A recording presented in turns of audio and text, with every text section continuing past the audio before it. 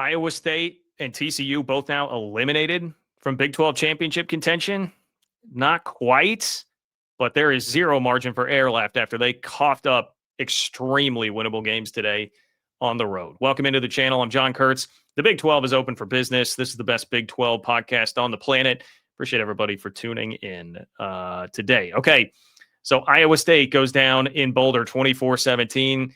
TCU goes down to Manhattan 41-28. Just crazy. Not just that Colorado, Iowa State happened, but that TCU, K-State happened the way that it did, with K-State dominating, but dominating only because TCU was as sloppy, undisciplined, and unorganized as possible in a game that just has to make you pull your hair out if you're a Horned Frog fan and wonder what Sonny Dykes did all week with this team.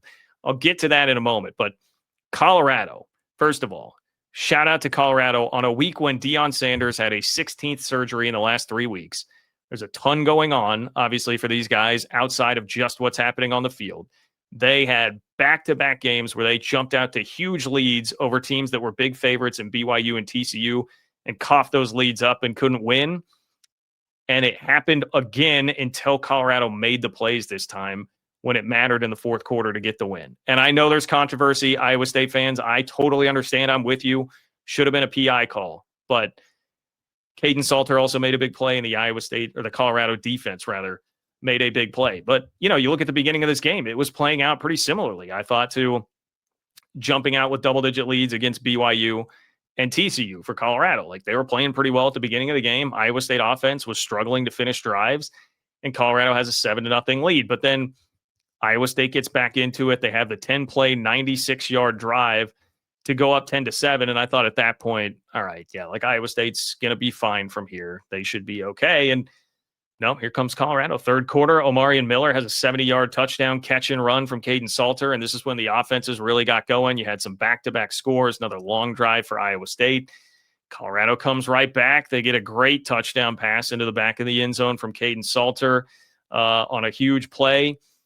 And then the controversy strikes, right? Iowa State drives it back down. They are inside the red zone. There's a ball thrown to the end zone by Rocco Becht. Now, I don't think it was a great throw because it was picked off by an underneath defender, but the actual intended target in the end zone just gets tackled. And the thing that is maddening, I think, if you're an Iowa State fan about this, is not just that your guy gets the flag. Well, not just that the flag wasn't called, it's that the flag was thrown and then picked up. Like, how often do you see that? You very rarely see a flag picked up after it's already thrown, especially if it's a guy getting tackled like that, right? Maybe something a little bit more bang, bang, I suppose. But, like, man, that's what's going to happen. You're going to pick that flag up. And I guess, I don't know, maybe the discussion about whether or not it's a catchable ball if it was thrown with not enough on it underneath and it's still picked off. I mean, look, so that is a play that Colorado made, but I recognize the controversy there, and I would be irate if I were an Iowa State fan about the fact that that flag was picked up. No doubt. Okay, but even after that, then Colorado's defense makes a play, right? Matt Campbell with, I would say, a reckless call. You know, I mean, it's one thing to be aggressive. I think it's reckless to be going for it on 4th and 1 from inside your 20 with 7 minutes left in a 4-point game. Don't like that from the 18-yard line. Colorado's defense stuffs it.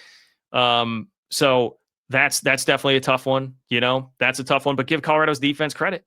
They make a huge play. And then Iowa State's defense turns around and gets a stop. And that is one of those moments where I'm like, okay, you go from the, wow, Colorado's D made a play. Maybe they will make the plays this time too. Now, the offense didn't capitalize. Now you're leaving the door wide open. You're leaving that door wide open for Rocco Becht. But Iowa State, the team that always makes these plays down the stretch in close games, right? They didn't. Rocco Becht did not make those plays. He did not pull off the heroics. And that's where, you know, I kind of wonder, I think he's been sort of beat up. Obviously, the entire Iowa State team is, but you wonder, is Becht not quite himself right now? Not to take anything away from Colorado, but just something I will ponder here. Because that's the moment where I thought, well, this is where Colorado wilts, and this is where Iowa State succeeds. Outside of the Cincy game, which that was a blowout. Like, that's not Iowa State not making plays down the stretch. That was a game where they just got handled. This wasn't the case. I thought Iowa they've been hanging around. When they don't have their best stuff today, here's where Becht will go make the plays and take care of business. But it didn't happen. And then the last play, when Colorado has the ball, and you're thinking, all right, 3rd and 17, do something conservative, punt it away. Rocco Beck's going to get another shot here, man. Caden Salter says no. And this is Caden Salter who threw the interception late in the game against BYU that Glasgow picked off. This is Caden Salter that's usually making the backbreaking plays that kill his team late in games. This time comes up with the play that makes the win for his team, which, I mean, great throw, gutsy throw, deep down the field, man. Gutsy ball there from Caden Salter. And I feel good for him because he's taken a lot of crap. There's been all the speculation about Juju Lewis. Should he be the guy playing? And Salter throws the bomb there on 3rd and 17 to keep it out of Rocco Beck's hands, not give him another opportunity. And that's massive. And I mean, in this game, you know, like Iowa State is very beat up. Dominique Orange gets knocked out of this game and doesn't play. Carson Hansen wasn't playing today as starting running back because of a concussion issue. Obviously, we know about their 2 corners that are out. So, I mean, just not just players that are missing here for Iowa State, but it's like their best players, right? I mean, Iowa State is having all sorts of issues with its best players being injured right now. So I will grant that. Iowa State's kind of a mash unit right now. The season has come tumbling down in a hurry. TCU, boy, just a mess. Here's all you need to know about the TCU game. They turned it over 3 times, 2 of which were run back for touchdowns for K-State. Defense scored 14 points. TCU had 8 penalties for 59 yards. They had 4 drops in the first half. I don't know what the final tally wound up being in the game, but one of those was on what would have been a 4th down conversion. They had a penalty that wiped out a Josh Hoover 4th down conversion. They were their own worst enemy the entire game. And look, Hoover got, you know, he's not on the same page with McAllister, throws the 1 pick 6 to Desmond Purnell, but you can't have the throw it down the line and it's just a half yard backwards, scoop and score. So sloppy from TCU today, man. So sloppy. They outgained K-State by over 100 yards, 448 to 343. And yet they're down 21 midway through the 3rd quarter. And K-State's just in control. And K-State can just ride it out. And it bought K-State's offense enough time to get going. At one point in this game, K-State had 26 rushing yards. The offense only had 7 points, and yet K-State led by 14.